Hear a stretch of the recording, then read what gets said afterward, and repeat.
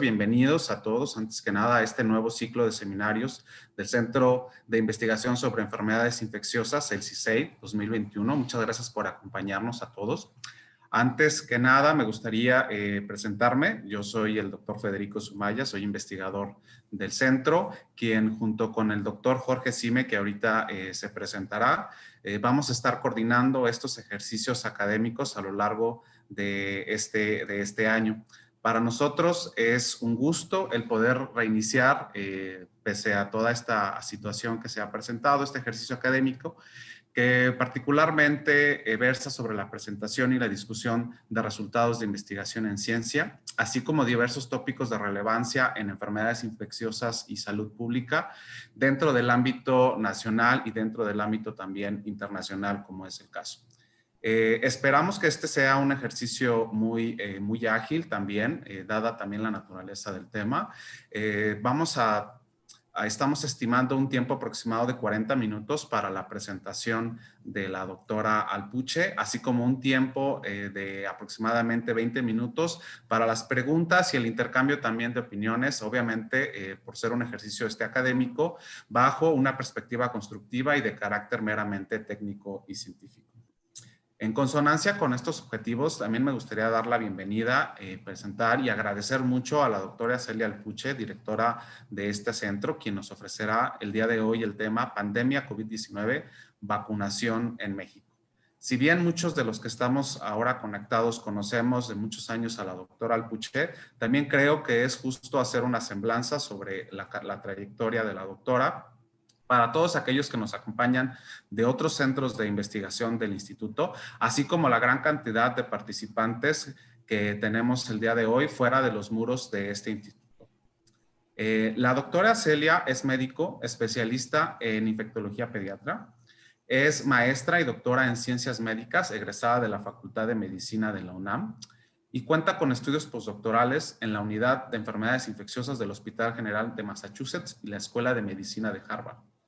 Tiene una amplia experiencia laboral. Ha sido infectóloga en el Hospital Infantil de México, Federico Gómez. Ha sido coordinadora del Laboratorio de Infectología y Microbiología de la Clínica del Departamento de Medicina Experimental de la Facultad de Medicina, también de la UNAM. Ha sido directora del Instituto Nacional de Diagnóstico y Referencia Epidemiológicos, el INDRE, de la Secretaría de Salud, donde se destacó por su trabajo durante la pasada pandemia de influenza en el año 2019, así como sus acciones para la organización de la red de diagnóstico del INDRE y los laboratorios estatales de salud pública. Actualmente es directora e investigadora del CISEI en el Instituto Nacional de Salud Pública. Dentro del ámbito de la academia, también la doctora cuenta con mucha experiencia. Ha sido directora de tesis de trabajos de investigación, tanto a nivel pregrado, maestría y doctorado, en diferentes ámbitos y en diferentes temas, entre los que podemos destacar patogénesis bacteriana, epidemiología y bases moleculares de la resistencia bacteriana, el desarrollo de nuevas técnicas diagnósticas para el estudio de la transmisión de enfermedades emergentes, así como de aquellas enfermedades prevenibles por vacunación, entre las que podemos mencionar influenza, dengue, chikungunya y Zika. Asimismo, es integrante de diversos grupos asesores y técnicos consultores de organismos como la Organización Panamericana de la Salud, la Organización Mundial de la Salud, los Institutos de Salud de Estados Unidos y las Naciones Unidas. Esto para diferentes áreas como han sido resistencia antimicrobiana, enfermedades emergentes y prevenibles por vacunación, respuestas en salud pública contra el uso de armas biológicas tanto a nivel nacional como internacional, así mismo como la respuesta ante la pandemia de COVID-19 actual. Bueno, sin mayor preámbulo y también para no restarle tiempo a la presentación de la doctora, le pediría, por favor, doctora, si nos puede apoyar iniciando su presentación.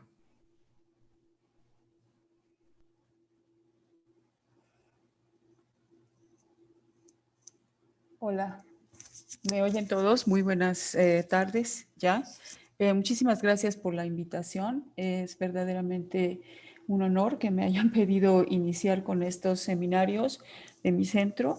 Ante todo, quiero desearles que todos estén muy bien, sobre todo sanos, igual que su familia. Y vamos a tratar de hacer esta presentación enfocada predominantemente a lo que serían algunos puntos relevantes sobre vacunación COVID y yo me preguntaba qué les puedo decir que no hemos dicho en los seminarios previos de vacunas que hemos tenido tanto en el instituto, donde muchos de ustedes han estado. Entonces, realmente hablar sobre desarrollo de vacunas ya lo hemos mencionado mucho. Quiero dejarlo de una manera muy breve, nada más como introducción, enfocarme más a lo que ha sido el acceso nacional e internacional a vacunas COVID-19 para entender por qué es tan necesario hacer una priorización de grupos blancos para vacunar COVID-19, sobre todo porque estamos en condiciones de acceso limitado, y enfocarnos cómo se hicieron las recomendaciones de la priorización inicial de vacunación COVID-19 en México dentro de este marco de acceso limitado para nuestro país, lo que ha estado trabajando el Grupo Técnico Asesor de Vacunación y después mencionarles algunos datos mucho más recientes de lo que ya se está observando una vez que se han ampliado los ensayos clínicos cuando hay un mayor número de individuos reclutados y sobre todo en los análisis post-introducción de la vacunación y llegar a una reflexión final con ustedes de lo que podemos sacar hasta este momento. Entonces, si vamos en el resumen sobre desarrollo de vacunas, en realidad lo que el mensaje es el mismo que hemos estado platicando ya desde hace algún tiempo, y es primero recordar cómo sabemos que las vacunas son seguras y que son eficaces. O sea, eso, como ustedes bien saben, hay años de investigación, tanto donde se conjuntan en la fase preclínica primero el conocimiento como prioridad de salud pública de la enfermedad que queremos nosotros prevenir y obviamente COVID-19 no hay duda de la importancia que tiene, pero toda esa información biomédica básica, la inmunología, las características de la molécula, por qué esa molécula, por qué ese antígeno sería el más importante, etcétera.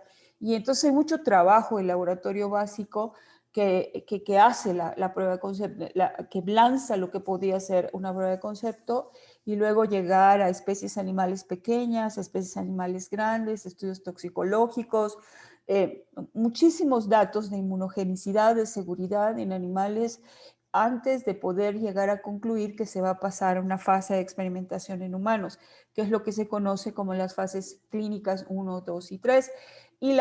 Estas fases clínicas 1, 2 y 3, la primera fase, como ustedes pueden ver acá, realmente es que la gran diferencia es la cantidad de individuos que se incluyen en estos estudios, como ustedes pueden ver aquí en la fase 1, perdón, estoy tratando de buscar el marcador, perdón, no me lo permite, sí, pero está en esta fase 1 donde son muy poquitos individuos, de hecho son pocas decenas de individuos, inclusive menos de 100, donde en realidad lo que se está buscando es ver las dosis, qué dosis de una manera descriptiva inducen una mejor respuesta inmune, si no hay algunos datos en estos pocos individuos voluntarios de seguridad de los efectos adversos que se tienen predominantemente. Muchas veces se ensayan varios tipos de dosis en pocos individuos hasta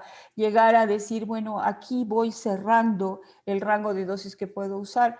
Y cuando se tiene esta información, se pasa a los estudios fase 2, cuando ya tienes cientos, o sea, empiezas a tener cientos de individuos donde vas a extender esta información. Ya generalmente se han seleccionado menos dosis, ves cuál es la que tiene la mejor inmunogenicidad, haces más detalle, anticuerpos, si es un efecto neutralizante el que buscas, anticuerpos neutralizantes, si hay inmunidad celular, mayores datos de efectos adversos, etcétera. Cuando se cumple esta fase 2, entonces se puede pasar a lo que es la fase de campo, donde ya vas a buscar el efecto de protección directo contra la enfermedad. O sea, vas a medir la protección contra la enfermedad y son miles. Y esto conforme ha pasado el tiempo y por toda la experiencia histórica que se ha tenido con estos tipos de estudios, ahora ya no son 3,000 ni 5,000, son 40,000, 60,000, 70,000 individuos los que tienen que entrar a estos estudios fase 3 con el fin de ver con mayor evidencia la eficacia y poder ver sobre todo efectos adversos, la seguridad, porque pueden haber algunos que sean raros, poco evidentes, etcétera, que solamente cuando vacunas a una gran cantidad de gente lo ves. Y una vez que terminan estos ensayos fase 3, pues entonces se pasa al registro, a la producción, a la comercialización y llega a la población. Y todavía hay una fase más, que es la fase 4, que son los estudios en población posterior a la comercialización. Y esos nos han dado sorpresas en algunas vacunas que los que ya tenemos cierta edad podemos hablar de ellas.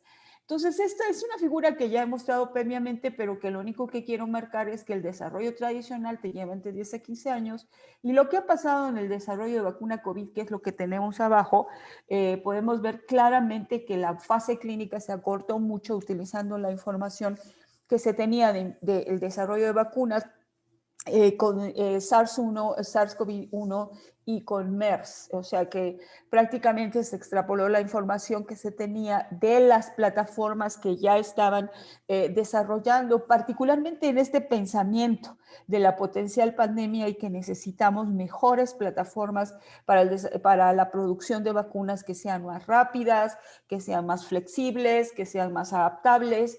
Y pues eso nos ha llevado a lo que tenemos el día de hoy. Se pudo adaptar rápidamente, sobre todo conociendo la secuencia tan rápido de este virus, y empezar a entender mejor la patogenia, y tan temprano como fue febrero, marzo, ya se empezó a trabajar en desarrollo de estas vacunas desde la fase preclínica, y en unos periodos muy cortos, 2, 3 meses, ya tenían estudios en las especies pequeñas, grandes, toxicológicos, etcétera, y se pudo iniciar lo que eran los ensayos clínicos, o sea, la fase 1, 2, 3. Además, estas se sobrepusieron, es decir, se mezclaron, por ejemplo, se empezó con fase 1, pero al momento de ver algunas dosis muy rápidamente se pudieron empezar a aumentar los números de poblaciones, se mezclaron fase 1 y 2, y también se han hecho o se han completado fases, lo que se conoce como 2B, con las fases 3 para aumentar las poblaciones. Entonces, realmente esto acortó mucho el tiempo del desarrollo de una vacuna.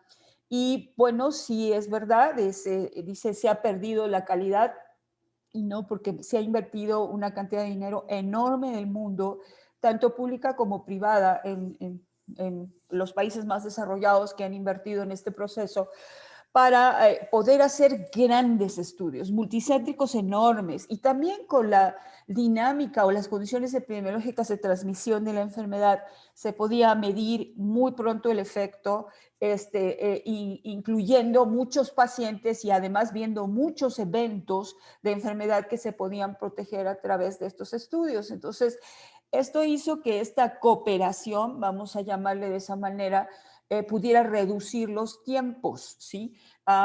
Pero los estudios fase 3 no se han terminado, eso es importante tomar en cuenta esto desde este momento. Lo que se ha hecho es que en estos estudios fase 3, como siempre ocurre en todos los estudios, se hacen lo que se llaman análisis intermedios, y se determinaron que hasta llegar a un tipo de análisis intermedio que permitiera un valor muy contundente de la eficacia que se puede tener de estas vacunas y de la seguridad, podría ser de ayuda para que estas vacunas pudieran ser aprobadas como uso de emergencia ante las condiciones de la pandemia que estamos viviendo.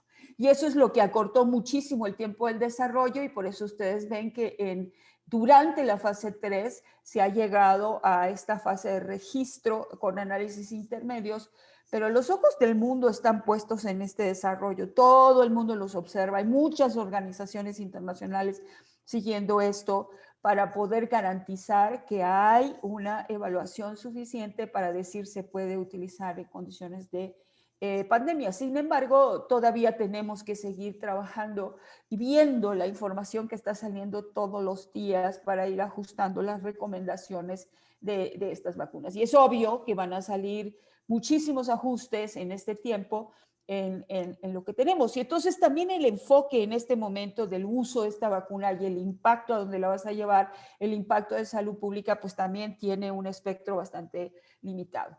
El otro punto importante acá es que hubo riesgo de los productores obviamente apoyados con el dinero también público que entró a esta masa de producción para empezar a producir antes de que se terminaran los estudios. Es decir, cuando se empezó a ver el efecto, lo que se estaba viendo de los potenciales resultados en las fases 2B, etcétera, se inicia ya la producción con el fin de contar vacunas para lanzarse. Pero obviamente siempre es muy limitado, porque cada una de estas compañías que va registrando vacunas tiene una capacidad de producción limitada y el mundo entero necesita la vacuna. O sea, la demanda es grandísima, la producción es limitada.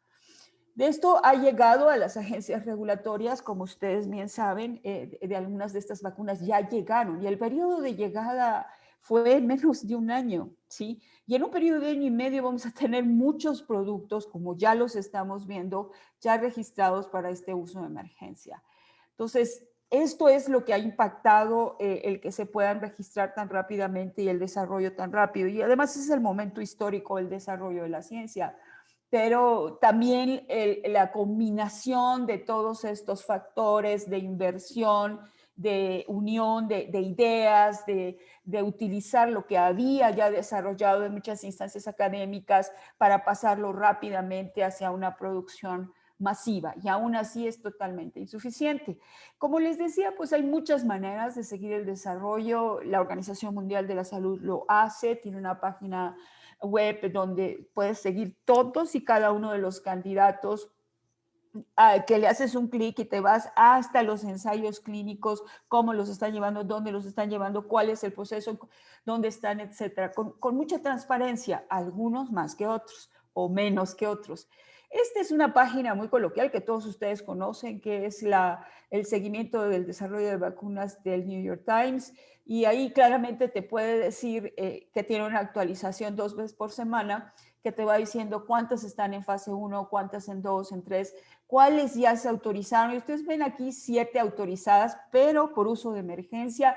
¿Cómo son autorizadas? Pues están autorizadas por grandes agencias regulatorias internacionales que se consideran como los modelos a seguir, y algunas que están aprobadas para uso completo, y podemos mencionar algo más, y algunas que se abandonaron porque no se alcanzaron los niveles de inmunogenicidad, etcétera, que estaba viendo, y que dice, bueno, ya no tiene competencia conforme a lo que se está viendo.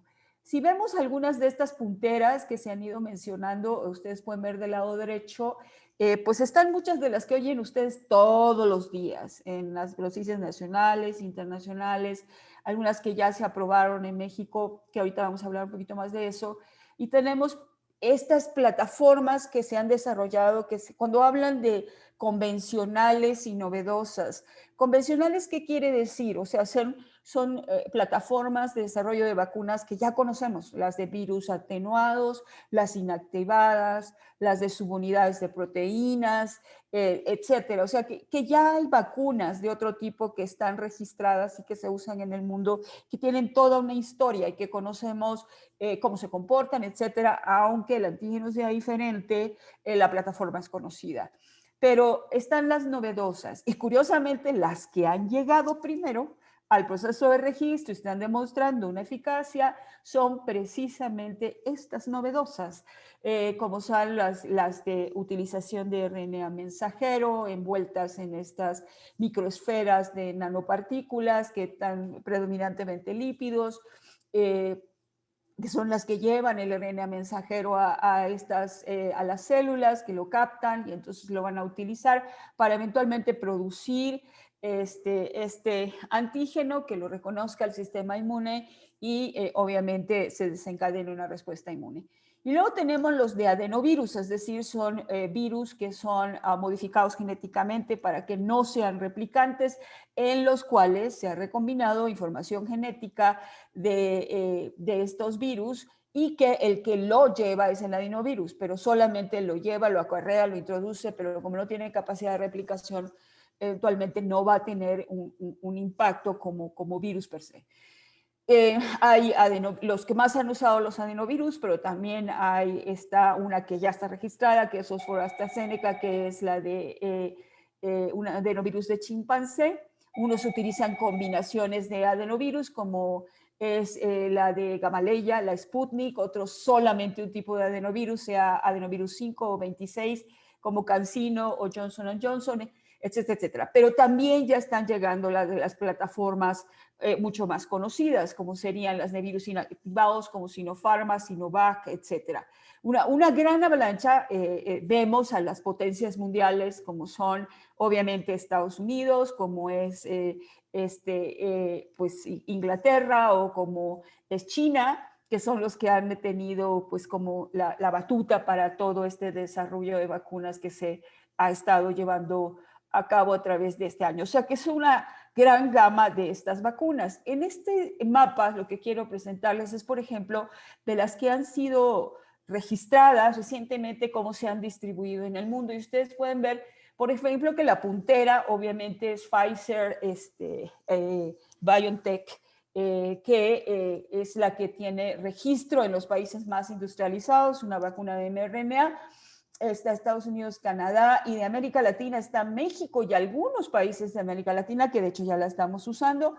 Está también registrada en Europa, y lo que quiere decir verde es que no solamente la registraron para uso en emergencia, sino también la registraron para uso completo, como es Suiza y algunos países árabes. O sea, ya eventualmente si llega la comercialización y no solo a través de los gobiernos, la pueden vender como particulares, etcétera. En el caso de emergencia, no. En el momento que se terminen los ensayos clínicos, tienen que volver a someter todo completamente para ver las condiciones de registro para uso de ya manera permanente.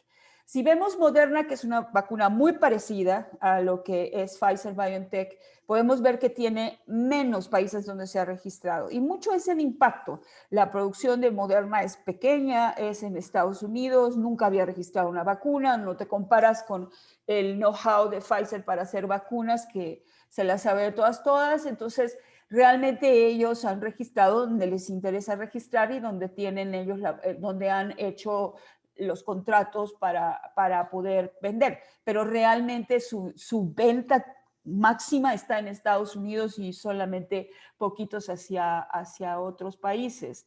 Nosotros no tenemos acceso a ella porque no hay mayor producción. La rusa es dos adenovirus en 2 dosis. Todas esas que he mencionado son 2 dosis. Las diferencias están en el tipo de conservación. Las de RNA son ultracongelación, predominantemente Pfizer menos 70, Moderna en menos 20, más días después de descongelada, etcétera. Sputnik, curiosamente, es menos 18, aunque hay una nueva versión que sería la liofilizada, que todavía no sabemos bien la estabilidad, pero esa está obviamente en Rusia, en algunos países árabes, y la hemos registrado en México, en Nicaragua y en algunos países de América del Sur, que es como ya está haciéndolo en el sistema de precalificación de la OMS, etcétera. Y luego tenemos las vacunas, algunas de las chinas más importantes, como es CanSino y Sinovac, son diferentes. CanSino es adenovirus, es un solo adenovirus, es una sola dosis. Sí, y realmente aquí solamente tiene 3 países en el mundo registrados, que son China, Pakistán y México. Y Sinovac, que es una vacuna inactivada, que ya tiene más países registrados, entre ellos México. Les mostré estos mapas porque está más relacionado con lo que México ha registrado. Y sobre todo, el hecho de dejar el mensaje que la realidad es esa. O sea, vamos a encontrarnos cuando no tienes capacidad productora en tu territorio, tienes que estar viendo las opciones que están allá afuera de compra para poder llenar tus necesidades de vacunación en tu país. O sea, no hay oferta suficiente para todo allá afuera. Entonces, si nosotros vamos resumiendo, vemos que hasta este momento de las vacunas que están registradas y que están llegando, claramente nos dicen que vamos a contar con una o más vacunas ante la infección COVID-19, que ya hay varias vacunas COVID-19 registradas para uso de emergencia en su mayoría, y que las vacunas COVID-19 que están llegando a registro y distribución todavía tienen limitaciones en la información sobre varios aspectos. Por ejemplo, eficacia en diversos grupos de población, como serían niños, solo incluyen 1 o 2 estudios están incluyendo niños ahorita por debajo de 15 años y mucho más los que están entre 5 y 15 años. No hay estudios en embarazadas, aunque ya están empezando muchos. Hay pocos datos, aunque cada día mejor, de adultos mayores de 70 años. Pocos individuos inmunocomprometidos y otras comorbilidades. Casi la mayoría de los estudios al inicio no estaban midiendo la capacidad de inhibir la transmisión de la enfermedad. Es decir, estas vacunas pueden proteger, o sea, su resultado primario inicial era proteger contra la enfermedad sintomática. Sí, eventualmente algunos tienen como secundarios hospitalizaciones y gravedad e inmunogenicidad, pero no ver si también protege contra las formas asintomáticas, es decir, el que tú estés infectado, no tengas manifestaciones o las tengas muy leves, que no te des cuenta, pero que todavía tengas virus en la garganta y tengas potencialmente la posibilidad de transmitir esta enfermedad. Y esto ha sido una limitante muy importante y sobre todo con esta idea de que algunos grupos, sobre todo los grupos empresariales, etcétera, dicen, bueno, hay que vacunar. ¿Por qué quieres vacunar a los adultos mayores? Tienes que vacunar a los jóvenes que están trabajando porque ellos van a levantar la economía del país, ¿sí? Entonces, realmente la cantidad de vacunas no es suficiente y realmente no sabes si vas a inhibir la transmisión. Y mientras no tengas cantidad de vacunas suficiente, que verdaderamente puedas tener un impacto para disminuir totalmente la transmisión de este virus, pues realmente tu foco tiene que ser las formas graves, disminuir la muerte, disminuir las hospitalizaciones, o sea, la carga mayor de lo que está midiendo estos estudios de vacunas. El otro punto es que por el limitado tiempo de seguimiento y número de personas estudiadas es muy difícil detectar eventos adversos poco comunes o que sucedan después de largo tiempo de inicio de la vacunación.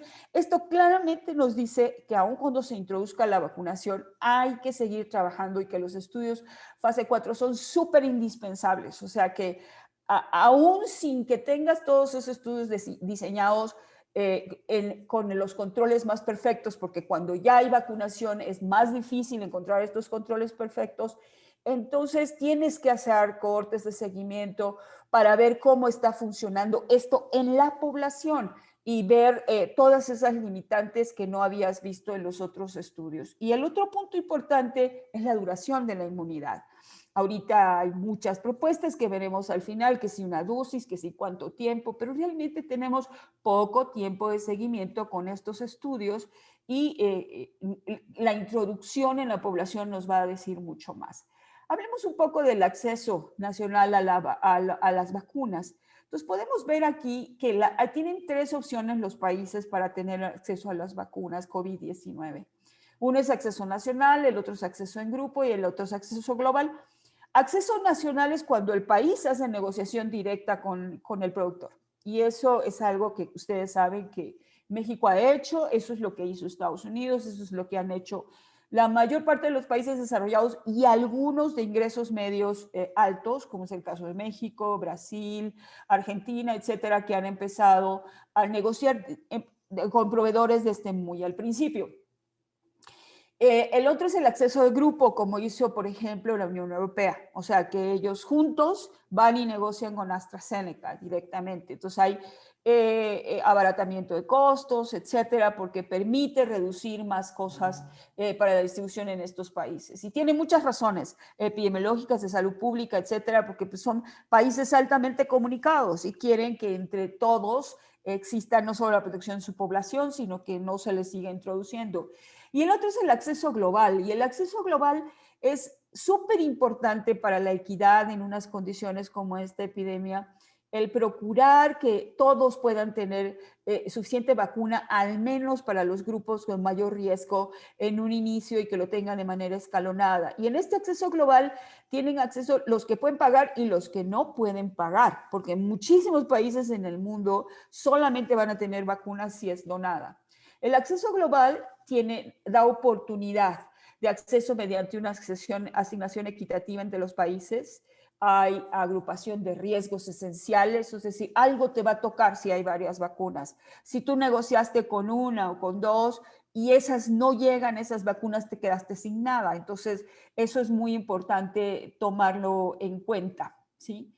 El otro punto también importante que quiero mencionarles y dejarles claro, ¿cuál es este mecanismo que se desarrolló para acceso global en el mundo? Y esto desde el momento, esto venía antes, es como parte de la preparación y respuesta ante una potencial pandemia de influenza o de cualquier otro tipo, como la que nos está ocurriendo, donde habían organizaciones internacionales, incluyendo la Organización Mundial de la Salud, la Coalición para la Promoción de Innovación en Pro de la Preparación ante Epidemias, pues Gavi, que siempre ha trabajado, es la Alianza Global para Inmunizaciones y Vacunas, etcétera.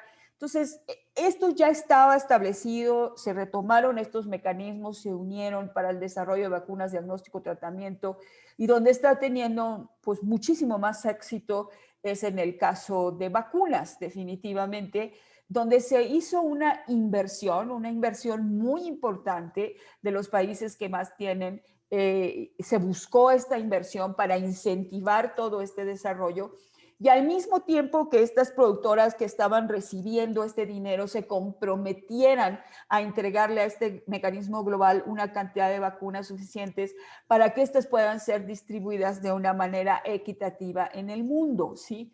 Entonces, realmente ustedes pueden ver que el despliegue que se ha tenido hasta ahorita con los ejercicios para poder ver, no ha estado en el despliegue del mecanismo global, o sea, de COVAX. Realmente ha estado hasta este momento, bueno, hoy salió para Ghana el primer embarque de COVAX de vacuna a través del mecanismo global. O sea, previamente todo lo que se ha estado vacunando en el mundo son por negociaciones directas o por negociaciones de grupos de países, pero siempre pagando directamente, o sea, eso es lo importante que hay que tomar en cuenta. Entonces, si ustedes ven quiénes son los que están recibiendo la mayor parte de la vacunación, y eso lo tenemos que aceptar, son los países de economías de alto ingreso. O sea, el 60% de la vacunación ha comenzado son los países ricos y desarrollados.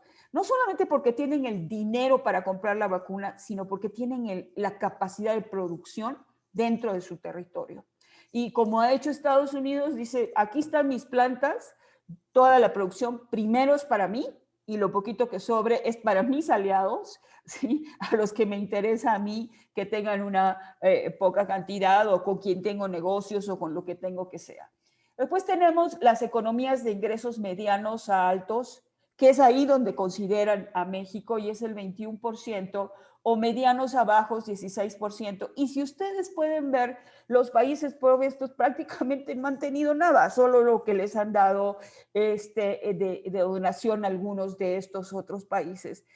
Entonces, a pesar de que ha habido este esfuerzo y que algo se está logrando, mucho mejor de lo que ocurrió con pandemia de influenza, todavía el que tiene la capacidad de comprar y sobre todo de producir es el que siempre va a tener el acceso a corto plazo. Ustedes pueden ver, por ejemplo, quiénes son los países en América que han introducido la vacunación contra COVID, donde está México, y somos uno de los continentes bastante afortunados que por poquito que tengamos, ahí vamos jalando para la capacidad de iniciar esta vacunación e ir creciendo. La gran mayoría es con Pfizer porque es la primera que se registró, pero ya empezamos a ver la introducción de algunas otras. Las dosis administradas sí, nos comparan mucho, nos dicen, bueno, ¿por qué estamos peor que otros, etcétera, etcétera? Y depende de la capacidad de negociación que se ha tenido a través de tiempo. Pero, por ejemplo, podemos Brasil tiene capacidad de producción, eso lo ha desarrollado y eso le hizo abrir las puertas a ensayos clínicos fase 3 y poder tener todo este tipo de negociaciones antes que nosotros, por ejemplo. Dicen, bueno, Chile ha vacunado más, pero porque la cantidad que le llega en una población mucho más pequeña, pues entonces puede utilizarle cuando ves por número de habitantes vacunados, pues es mucho más, de lo que nosotros tenemos. Pero bueno, esto era hasta la semana pasada. Entonces, todos hemos ido ingresando poco a poco mucha más. Pero ¿quiénes se llevan la mayor cantidad de la vacunación? Pues obviamente tenemos Estados Unidos, que es el gran productor con plantas, tiene Pfizer, tiene Moderna, tiene todo, y la producción primero es para su población y después empieza a salir hacia otros. Cuando vemos la oferta mundial a través del mecanismo COVAX, podemos ver cuáles son las vacunas que se han registrado, porque no todas se registraron. Por ejemplo, Pfizer no aceptó dinero de este mecanismo y lo que está ofertando al mecanismo COVAX es poquito. O sea, la mayor parte de su producción es de negociación directa con los demás países. Entonces sí tenemos limitados números de vacunas que han estado trabajando, pero cada vez se han sumado más al mecanismo COVAX. Lo mismo en la oferta mundial, pueden ver que esto es en todo el mundo, el problema de que hay escasez inicial y que se espera que a través de lo que va pasando el año se van sumando las demás vacunas y la mayor producción y esto irá incrementando. Y para América Latina pues no es diferente, o sea, estamos exactamente en las mismas condiciones. Cuando nosotros vemos todo lo que se requiere para la planificación, la introducción de una vacuna, pues tenemos muchas incertidumbres y desafíos que debemos de tomar en cuenta. ¿Cuáles son, qué vacunas son exitosas? Había que estar analizando todas estas en seguridad, en eficacia, cómo no las puedes comparar porque son plataformas diferentes, estudios diferentes. La Organización Mundial de la Salud, a través de análisis de modelajes, de acuerdo a la dinámica de la epidemia, llegó a establecer unos cortes de decir toda aquella vacuna que tenga 50% o más de eficacia es útil para las circunstancias epidemiológicas de riesgos, etcétera, de esta epidemia, y cuyo límite inferior de la eficacia no se vaya más allá del 30%. Pero cuando tú vas a utilizar estas vacunas hay que considerar la logística, o sea, cómo la almaceno, qué temperatura, cómo la distribuyo, cuánto tiempo me dura, etcétera. ¿Qué tanto hay? Las vacunas, cuánto me van a mandar mis productores, aunque yo tenga todo el dinero del mundo para comprarla. Y al mismo tiempo saber el país cómo la va a demandar. O sea, todos asumimos que queremos vacunarnos, pero no es así. Ustedes ven que en la ENSANUD teníamos de 63 al 73% de aceptación de la vacuna global, si lo vemos de esa manera, con diferencias por grupos de edad, nivel de educación, etcétera, etcétera. ¿Cuántas vacunas requiero? Entonces tengo que saber si son una, si son dos dosis, de acuerdo a esta población. ¿Qué tanto tengo en mi país de movimientos antivacunas que puedan bajar mucho más a través del tiempo esta demanda de mi población? ¿Y qué tanto influye la desinformación de estas vacunas para desincentivar la vacunación? Y obviamente definir la vacunación de los grupos prioritarios por fases, como bien nos dice la Organización Panamericana de la Salud y la Organización Mundial de la Salud, porque no vamos a tener todos los millones de vacunas que necesitamos de momento y de golpe para soltar toda la vacunación que requiere cada país. En esta gráfica les he resumido la última información que teníamos de la Secretaría de Salud de lo que se ha negociado hasta este momento, pero que puede cambiar, ¿sí? Con diferentes vacunas, algunas de ellas, todas ellas ya están autorizadas en este momento en México y de acuerdo a cómo van a ir llegando las cantidades, o sea, vemos lo de Pfizer-BioNTech, que se supone que de enero a abril tendríamos casi 8 millones, aumenta después la producción de lo que sigue, etcétera, etcétera, y más al final del año. Y después tenemos CanSino, que se suponía que debería empezar a llegar en enero, pero no se había registrado. Ya está registrada y todavía no hemos empezado con esta vacuna. Sputnik, que nos dio una muy grata sorpresa por su eficacia tan alta y que eventualmente recibiremos una mayor cantidad, pero que pues la mayoría de los proveedores han ofrecido y después no han cumplido en sus cantidades que han ofrecido. Y AstraZeneca, que es la que más hemos estado recibiendo, que ahorita está teniendo mucho rechazo, por ejemplo, en Alemania, porque dicen, yo no quiero ponérmela porque tiene cerca del 70%, yo quiero Pfizer, pero ahorita vamos a ver unos datos muy interesantes. Y AstraZeneca la recibiremos directa negociación con Serum Institute de la India, vamos a recibir de COVAX y hay una negociación muy grande de compra, ustedes ya saben, de una producción de llenado y etiquetado en México a través de Fundación Carlos Slim, la compañía Leomont, la producción en Argentina, etcétera, donde esto facilitaría mucho las cosas para México. Entonces, si nosotros hacemos un análisis de todo esto que nos ponen acá, pues ellos nos decían, bueno, vamos a tener poco más de 179 millones de dosis de vacunas, pero realmente muchas de estas requerirían 2 dosis para las personas. Entonces, si consideras eso más CanSino, que es una sola dosis, en realidad hay una negociación en contratos en este momento de México, donde se alcanzarían vacunas para poco más de 100 millones de mexicanos en lo que viene de todo el año 2021, en las entregas escalonadas que ustedes están viendo ahí.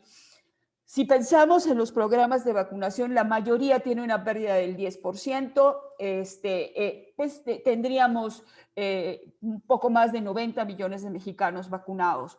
En este momento todavía no podemos vacunar niños porque no hay datos absolutamente en niños. Entonces, tentativamente tendríamos para toda la población que requiere. Y si pensamos en la aceptación y los que se van a negar, pues tendríamos suficiente. Sin embargo, esto tiene que seguirse negociando porque no sabemos las condiciones de la epidemia en un futuro.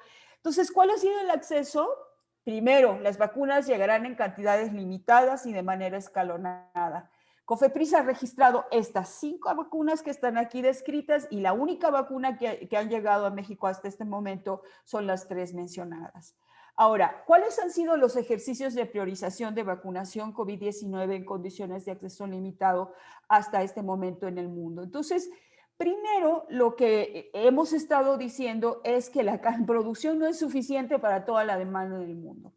Entonces, que las vacunas van a ser limitadas y que nos van a llegar en forma escalonada. Por lo tanto, aunque sabemos que todos tenemos el derecho a tener una vacuna para enfrentar a esta enfermedad y sabemos todo lo que se ha sufrido hasta este momento, personas en gran duelo con pérdidas que son verdaderamente tristes y irreparables, el problema es que no hay vacuna para todo el mundo. Entonces hay que tomar decisiones de quién va primero y quién va después. No queda otra.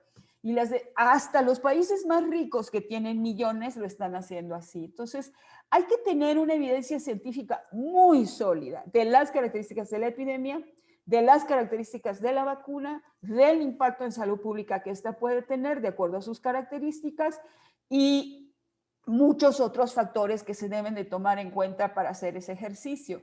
El primer punto que se ha hecho o que se discutió en el mundo es el ético, el moral, el de justicia. Y hay una gran tendencia mundial desde el principio, porque lo vivimos ya previamente en otras condiciones. El mejor ejemplo fue pandemia de influenza 2009, de que tiene que haber una repartición más equitativa. Y todo ese esfuerzo ha salido, está publicado, está descrito, está hablado por los países más ricos, incluyendo la Organización Mundial de la Salud. Tan es así que el Grupo Estratégico de Vacunación de la Organización Mundial de la Salud publicó esto desde septiembre pasado, que es el marco de valores para la distribución y priorización de vacuna COVID-19, lanzando estos 6 principios de bienestar humano, respeto por igual, equidad global, equidad nacional, reciprocidad y legitimidad, y donde ustedes pueden ver que está clarísimo que las vacunas son un bien público mundial, que deben contribuir a la producción equitativa y la promoción del bienestar humano y que sirven para salvar vidas. Entonces, en las condiciones en que hemos estado todo este año, realmente lo que importa en primer lugar es el bienestar humano y es reducir las muertes y la carga de morbilidad de la pandemia. Y todos los trastornos asociados a esto vienen implícitos. O sea, si tú empiezas con una cosa, desencadenas una respuesta hacia lo demás. Respeto por igual, es decir, todos tienen el derecho de recibir la vacuna. Si yo decido que son los mayores de edad, las personas adultos mayores, es adulto mayor el que está en su casa, como el que está en una prisión o como está el que está en un campo de refugiados. Cuando se habla de equidad global, igual lo debe de tener el que puede pagar como el que no puede pagar. Equidad nacional, pues lo deben de tener. Si es riesgo, los de riesgo deben estar en todas partes. Si es reciprocidad, hago yo? Por ejemplo, el personal de salud. Su trabajo los expone y el principio moral de reciprocidad hace que se conviertan en individuos prioritarios para recibir esta vacunación. Y la legitimidad la da el poder sentar esta priorización con la mejor evidencia disponible. De esta manera, así como hicieron muchos países, la Organización Mundial de la Salud hace la hoja de ruta para la priorización del uso de vacuna COVID en el contexto de acceso limitado. Y toma varios puntos. El primero es el de la condición epidemiológica. O sea, ¿cómo está esa región? Transmisión comunitaria, solo hay clústeres o ya no hay casos y lo que no quiero es que entre. Entonces, si ustedes ven en el escenario primero y el segundo, el primero que va son los trabajadores de la salud, los que están al frente de la atención de COVID y inmediatamente después van los adultos mayores y dice la edad, el límite de la edad o dónde se empieza con la edad depende de las condiciones epidemiológicas de cada país. Y en una etapa 2 sigues con los adultos mayores que no se cubrieron en la etapa 1 y después sigues con los otros individuos más jóvenes con comorbilidades y después sigues con tus grupos esenciales que vas definiendo. Y posteriormente está una etapa 3 donde están maestros, escuelas, otros trabajadores, etcétera, etcétera. Inclusive otros trabajadores de la salud que están en riesgo bajo o moderado. Esto es lo que dice la Organización Mundial de la Salud. Muy parecido si es en las condiciones 2. Y en el 3 es diferente, porque lo que no quiero es que me lleguen casos. Entonces ahí empiezo a pensar que primero el viajero, etcétera. O sea, son otras condiciones los que voy a implementar para mi vacunación. ¿Qué dice los Centros de Control de Enfermedades de Estados Unidos y Norteamérica? Y ustedes pueden ver ahí claramente cómo, en primer lugar, están los trabajadores de la salud y después está la gente con mayor riesgo, entre ellos y en primer lugar los adultos mayores. Y empiezan a hablar de los que viven en las casas de cuidado crónico. Y después, cuando hay mayor cantidad de vacuna, igual que la Organización Mundial de la Salud te dice, condición epidemiológica, cantidad de vacuna. Igual aquí, entonces vienen los diferentes grupos de edad.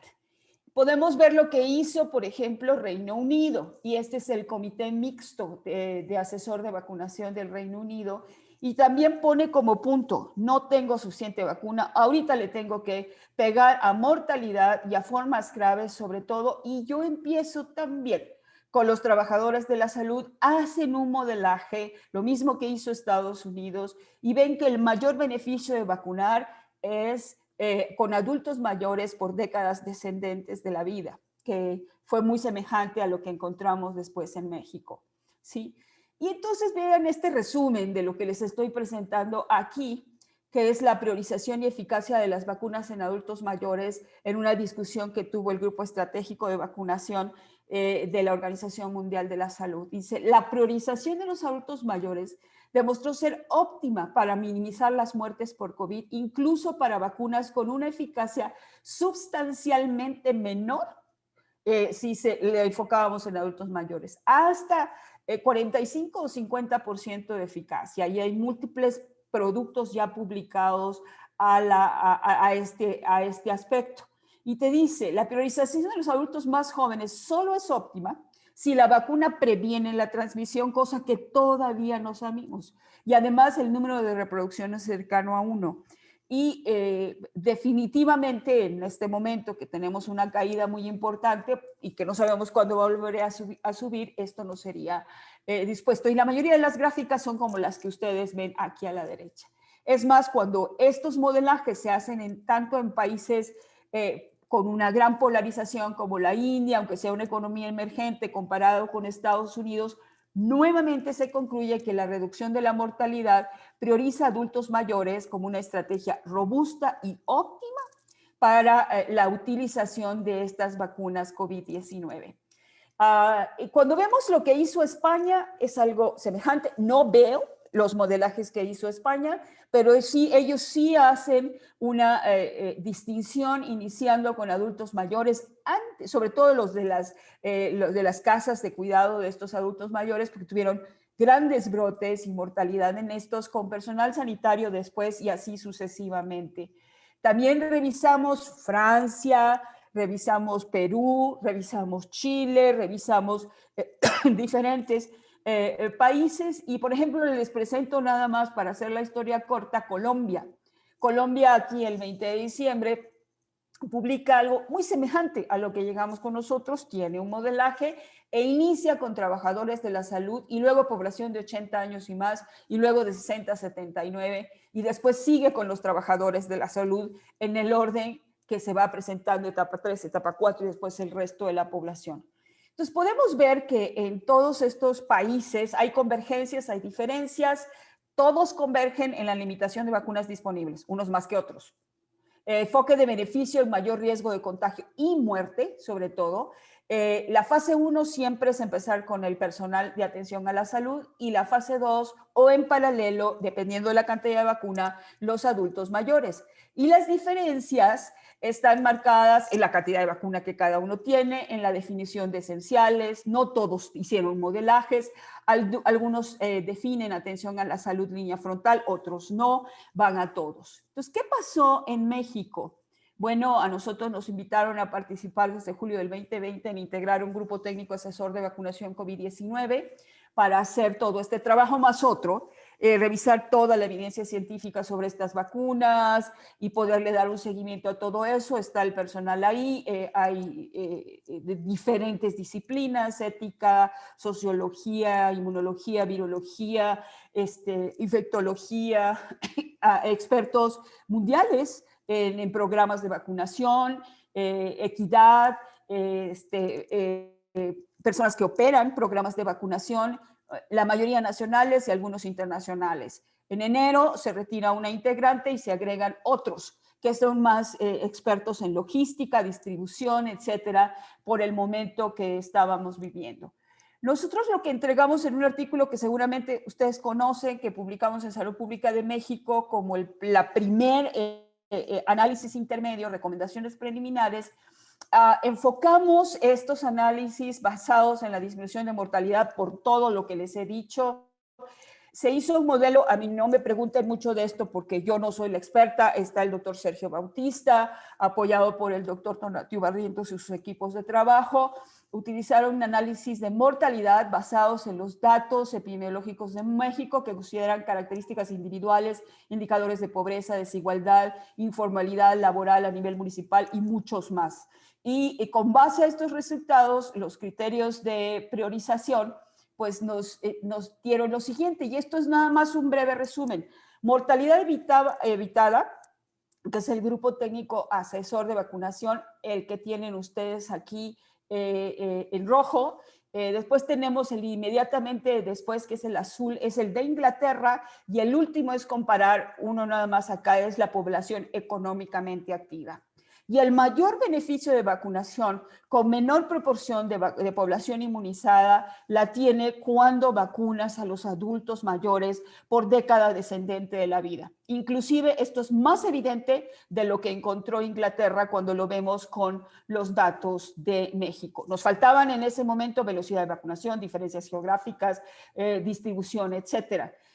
Posteriormente, bueno, en ese mismo momento lo que nosotros propusimos fue este esquema donde ustedes pueden ver primero a los trabajadores de la salud y después adultos mayores de 80 con movilidad y así sucesivamente.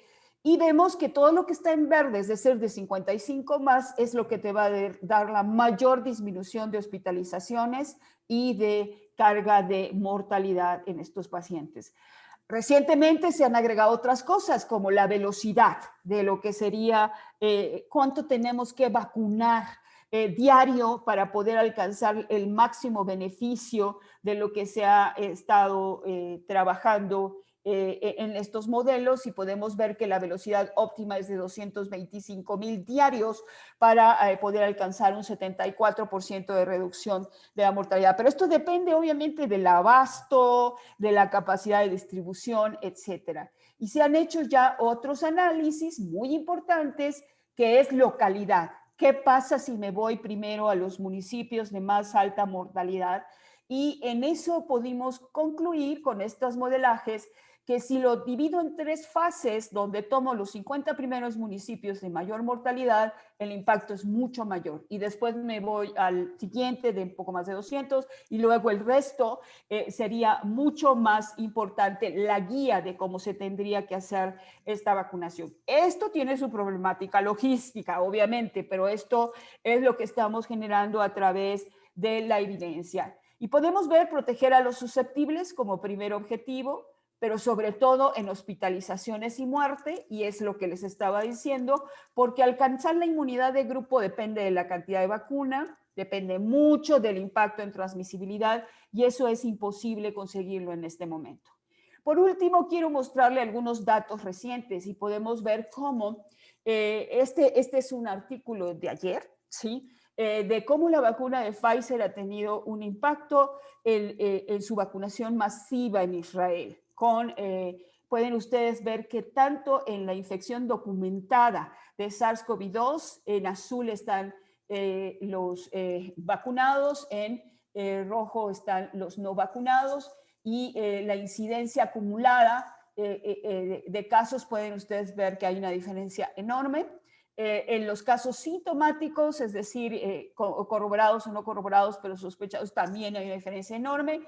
El impacto mayor se ve en los casos graves y hospitalizados, y ustedes pueden ver también en mortalidad. O sea, y eso es lo que está en los periódicos el día de hoy. Esto ya es post-introducción de una vacunación masiva a corto plazo, de que sí funciona, al menos en esta parte aguda. País de 8.8 millones de habitantes, no es federalista, o sea, lo que se da como una indicación ocurre en todas partes, diferentes condiciones. También ellos publican un artículo en Trabajadores de la Salud muy amplio, también post vacunación, y pueden ver su efecto en disminuir con una sola dosis hasta el 70 al 75% las infecciones en este periodo corto, pero ojo, solo están hablando de 28 días hasta 28 días posterior a esta primera dosis de vacunación. Esto también se ha publicado recientemente con la vacuna de AstraZeneca, AZD1222, donde lo que hicieron ya tienen más datos de su análisis intermedio. Ya no solamente son 2 estudios, son 3, ya no son 131 casos de COVID, son más de 300, y ellos lo que pueden concluir con este estudio es que hay una mayor eficacia de la vacuna con un intervalo de refuerzo más prolongado, y que una sola dosis de la vacuna es eficaz en los primeros 90 días.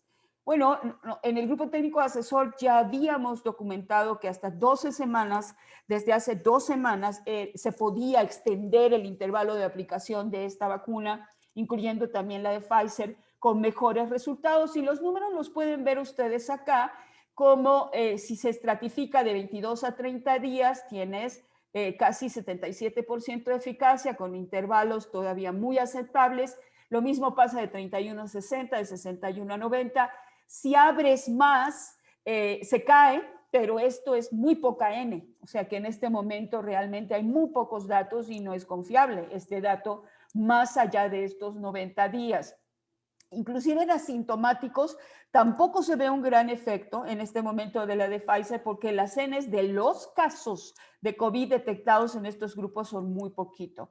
Y si están confirmados por una prueba de PCR hasta 21 días después de la dosis inicial, también es muy parecido el efecto, que todavía hay una eficacia considerable. Y de ahí está saliendo esto de que a lo mejor solo una dosis. Pero ojo, veamos que solo tenemos 28 y 90 días máximo de análisis. Y ustedes pueden ver, por ejemplo, en estos datos que estamos viendo acá, es que la respuesta inmune hasta 12 semanas es muy buena, muy buena, con una sola dosis, muy semejante a la de 2 dosis, y tanto en menores de edad Y en mayores el problema es que no hay N para las 12 semanas, o sea, solo tenemos poco tiempo. Y los anticuerpos neutralizantes siguen una dinámica muy semejante. Y lo mismo, el análisis de pseudovirus, neutralizantes con pseudovirus, también se ve el mismo efecto de que si el intervalo se incrementa, mejora la respuesta inmune, lo mismo que se está viendo en producción. Y lo mismo se ha visto en la respuesta inmune celular, particularmente TH1. Ustedes pueden ver ahí los paneles de citocinas que se han hecho y cómo también se aumenta este incremento. Este es un preprint que encontré el viernes, creo que ya se publicó esta semana, pero no lo encontré, y es evaluación de postintroducción en Escocia.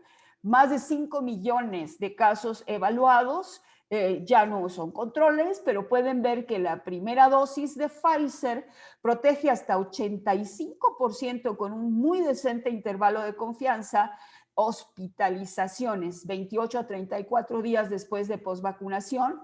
Y la de AstraZeneca, oh sorpresa, tenía 70% de eficacia, menos que la de Pfizer, protege hasta 94% hospitalizaciones y formas graves, con un muy buen intervalo de confianza. O sea, que esto empieza a darte una mayor seguridad de lo que puede representar esto en lo que sería la carga de enfermedad grave y muertes.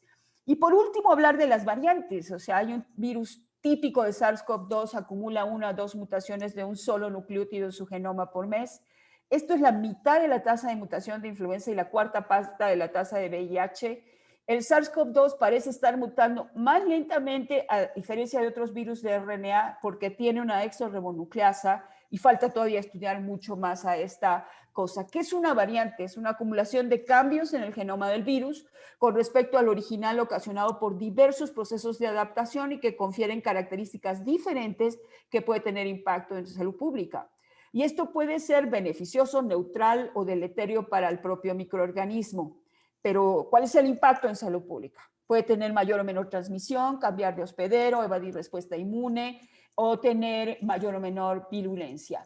Entonces, la Organización Mundial de la Salud nos dice de estas principales variantes que se están viendo, sobre todo por las mutaciones en esta proteína S o Spike, que ya todos saben lo que es la proteína S o Spike. Entonces, las principales variantes son las que se conoce como la del Reino Unido, que tiene dos tipos de deleciones y tiene estas mutaciones claras, que tienen sus características muy importantes en la proteína S, sobre todo las que están en el dominio RBD, o sea, en el dominio del receptor de enlace, o sea, de lo que se une al receptor. Algunas de estas se comparten con la variante de Sudáfrica, como puede ser la N501Y, que se sabe que va a cambiar la capacidad de la afinidad por el receptor, ¿sí? También la D614G, que es el sitio de ruptura de furina específico, que ya todos lo tienen, todos las de las cepas actuales, pero tiene otras que no tenía acá, que también están en la zona esta de RBD de Spike, que se supone que aumentan o incrementan la afinidad y que esto favorece la mayor infección del virus. Y luego está la cepa de Brasil-Japón, que comparte mucho con la sudafricana, aunque no del todo. Y pueden ver abajo la distribución de cómo se han ido identificando estas variantes en muchos países, la primera del Reino Unido, menos la sudafricana y menos la brasileña, pero mucho depende también de la capacidad del país para poder hacer todos estos análisis. Esta proteína Spike tiene 1273 aminoácidos y como pueden ver, esto es lo muy importante para la unión al receptor y es donde se están identificando la mayoría de estas variantes que se supone que pueden tener impacto en la eficacia de las vacunas, en que puedan haber reinfecciones, o sea, evadir la respuesta inmune, además de que tiene impacto en virulencia por mayor transmisibilidad, aunque no se ha demostrado mayor virulencia, o sea, capacidad de producir formas graves. Este mapa nos dice, por ejemplo, la distribución de la variante de Reino Unido, que prácticamente ya está en casi todos los países que la pueden detectar. En México se está haciendo esta vigilancia, lo están haciendo varias instituciones, en ellos el INDRE, desde hecho empezó a trabajar desde el principio, el primer genoma ya está depositado en GISAID desde el 1 de marzo y pueden ver cómo se ha hecho, por ejemplo, el seguimiento de cómo se introdujeron esta epidemia a México, predominantemente primero China, pero muy escaso, y después China, Europa, México, pero la gran masa de la introducción fue Estados Unidos, lo podemos ver mejor acá. La primera introducción era una cepa italiana, la segunda italiana, pero es de Ciudad de México, se fue a Chiapas. Después tenemos Estados Unidos, que tenía origen europeo, que se fue a Querétaro, y así. Entonces se puede ver cómo esto se fue extendiendo, pero obviamente a pie también pasaron muchísimos en la parte norte.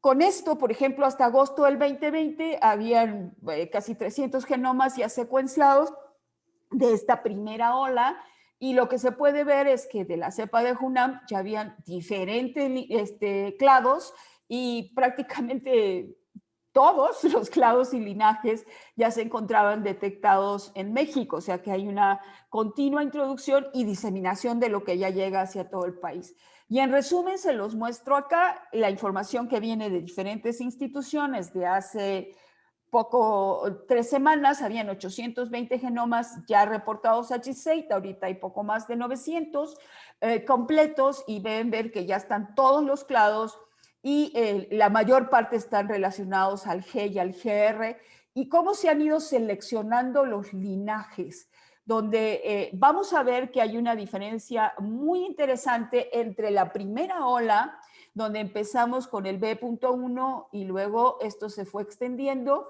y ya ahora estamos predominando con el B.1.2222, pero sobre todo quiero que vean que en esta segunda parte, o sea, de la epidemia, sobre todo en la última ola, está este linaje con una mutación extra, también en esta zona de proteína de la espícola, que se había reportado en Estados Unidos, pero no así en Europa, no son las características, que es la 478K, que el GISAID dice que también podría tener la capacidad de incrementar la transmisibilidad. Y esta es la que ha predominado en esta segunda ola.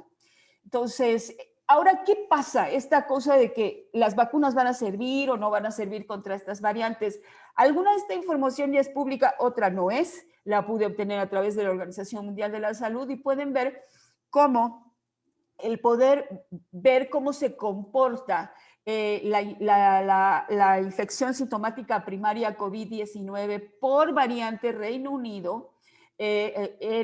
Podemos ver que todavía hay una eficacia muy buena, a pesar de que está circulando la variante Reino Unido en esta zona de Inglaterra. O sea que todavía hay una cobertura.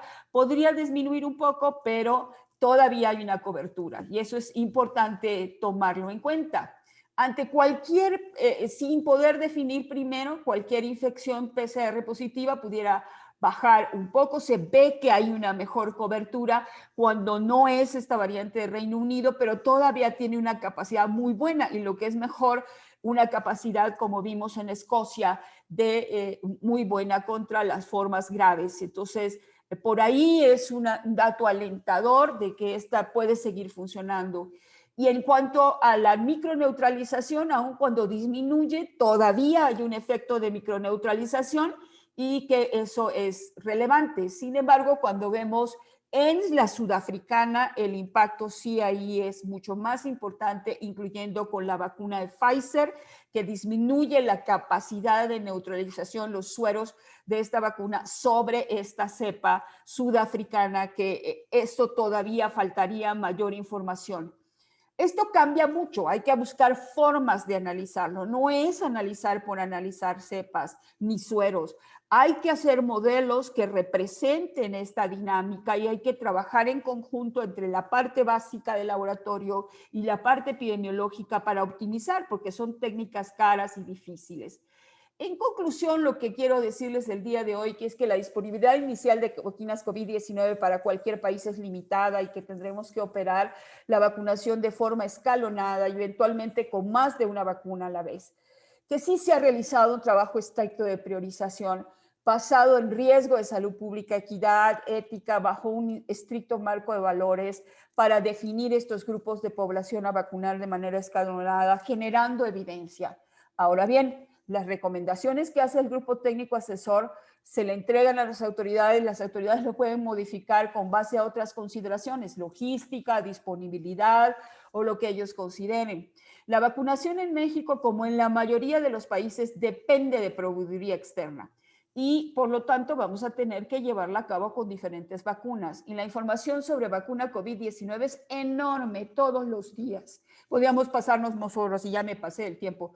Los estudios post-introducción de vacunación poblacional están proporcionando mayor evidencia de efectividad y son muy alentadores. Las recomendaciones irán cambiando con base a la información.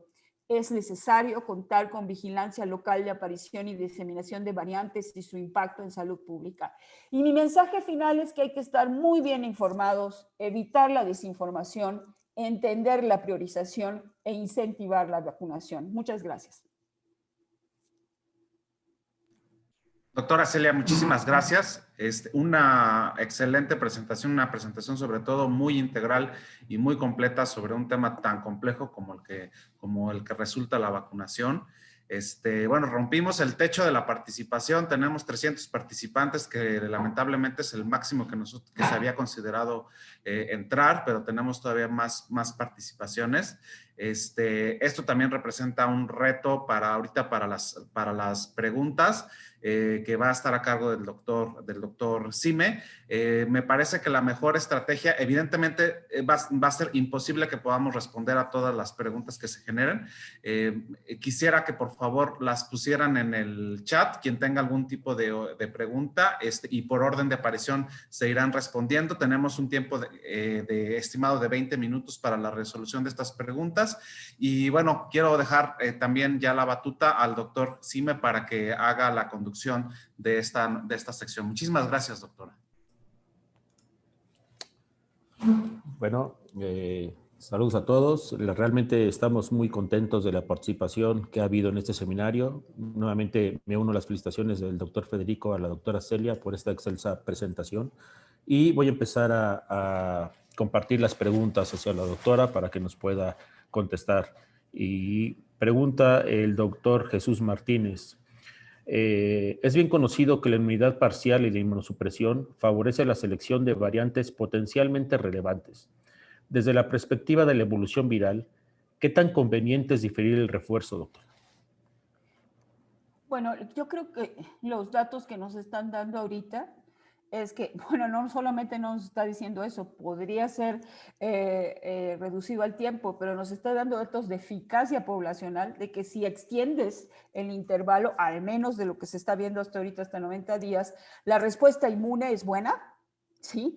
Y todavía cubre variantes, como ustedes pueden ver en estos datos preliminares, y la eficacia es buena, inclusive en hospitalizaciones y casos graves. No sé cuánto tiempo más se pueda extender este refuerzo, cierto. Muchas de estas preguntas se han hecho con base a esta escasez de vacunas, pero oh sorpresa, estar viendo estos datos de que se está viendo una respuesta inmune buena, menor inmunogenicidad y la posibilidad de eficacia y sobre todo efectividad ya en campo buena, es lo que hace pensar en la posibilidad. Yo todavía no estoy convencida de que se deba usar una dosis, como mucha gente, ¿sí? Creemos que es cuestión de tiempo, de ver en qué momento esto cae y no deberíamos de estar pensando en vacunar a todo el mundo con una sola dosis, sino mantener estos intervalos en los que se ha demostrado que puede ser efectiva, no solo efectiva, sino mejor, alargarlos hasta la cantidad que se dice. Hasta ahorita lo que está aprobado y lo que recomendamos hace 3 semanas con la vacuna de AstraZeneca era 12 semanas, el intervalo máximo, y más o menos por ahí va a estar también Pfizer BioNTech. Gracias, doctora. Esta liga a la pregunta de Selena Andrade, quien pregunta precisamente sobre AstraZeneca, qué efectividad da en la población y si esta es recomendada para adultos mayores. Está alrededor de 70% en el primer análisis intermedio, pero yo les mostré ahorita los datos del artículo que salió ayer, donde nos demuestra que inclusive con una sola dosis tenemos, o el intervalo más prolongado mejora hasta por encima del 80%. Y que no solo eso, que las formas graves, como vimos los datos de Escocia, ya de efectividad, pues está inclusive en cercano al 90%, o sea, en 89 y tanto por ciento. Ambas, Pfizer-BioNTech como AstraZeneca, un poquito mejor AstraZeneca en este caso, en el caso de Escocia, de formas graves y hospitalizaciones. Entonces, yo por eso les decía, esta angustia que están demostrando los alemanes de decir, no la quiero, y no la quiero en adultos mayores, porque en adultos mayores cayó a límites muy cercanos a 60% en el análisis intermedio, porque la N era muy chiquita.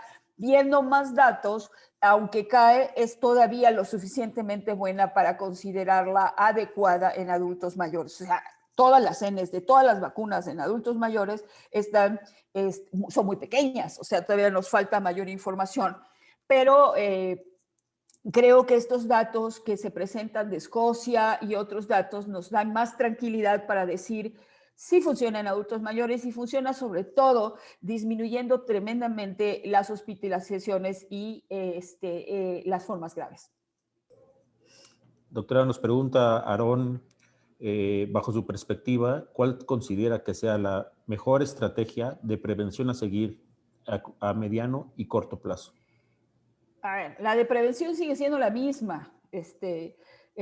Todo lo que hemos oído todos los días. El que tengamos vacunación, que tengamos una vacuna o que tengamos dos vacunas, no significa que debamos de dejar de usar la mascarilla, que debamos de dejar la higiene, que debamos de cuidarnos de la distancia o de excesivo aglomeración. Nos va a dar cierta libertad el poder tener las dos dosis que nos protejan de cierta manera, pero todavía nos faltan interrogantes, o sea, cuánto esto va a disminuir, etcétera, etcétera. O sea, la inmunidad, la protección, esto va a ser en 6 meses, en 1 año, todavía no lo tenemos, no lo tienen. Entonces, creo que quede bien claro, esos cuidados nos van a quedar por mucho tiempo. Esa es la mejor estrategia de prevención.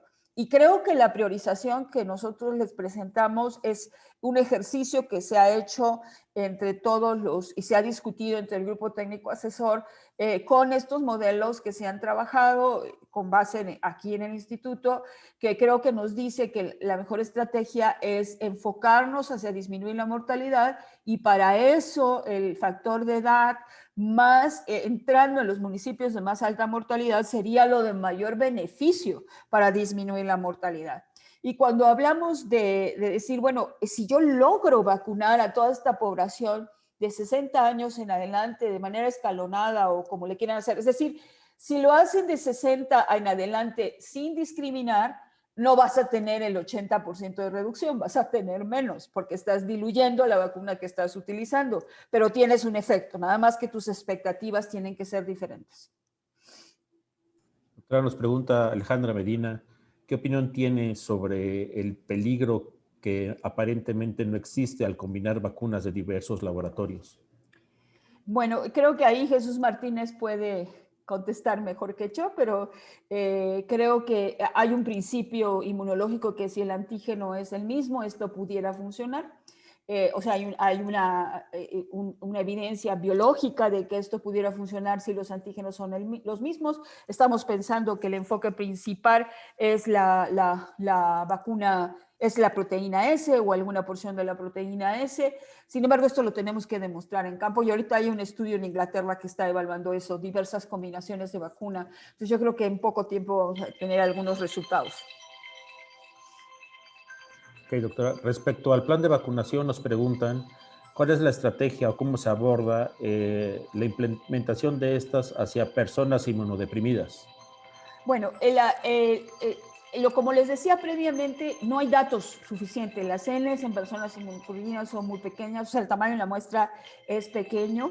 Estas son vacunas o que son de RNA, las que están reportadas, o que es un virus que no es replicante, entonces en teoría no sería de un riesgo ni para personas inmunocomprometidas ni para embarazadas. Muchos de ustedes saben muy bien que un RNA mensajero tiene múltiples mecanismos de degradación. Este RNA mensajero que en poco tiempo esto va a desaparecer después de que tiene su función, de que no va a entrar al núcleo, etcétera, etcétera. Entonces que no tiene muchos de estos comentarios que han hablado de capacidad teratogénica y otras cosas. Entonces, el riesgo parece ser leve, la eficacia, o sea, para seguridad, la eficacia pues no está totalmente demostrada. En algunas otras vacunas se ha visto que en inmunocomprometidos la eficacia puede disminuir, aunque no es nula, pero el problema es que el riesgo de enfermedad es muchísimo para estas personas. Entonces, mientras no tengamos ninguna otra evidencia de lo contrario, sería adecuado, bueno, ponerle sobre la mesa todo lo que hay y que decidan estas personas si se quieren vacunar, aún con estas incertidumbres. Pero eso es una opinión personal a la que hemos llegado varias gentes sin que la evidencia exista totalmente. Pero la evidencia llegará en muy pocos meses.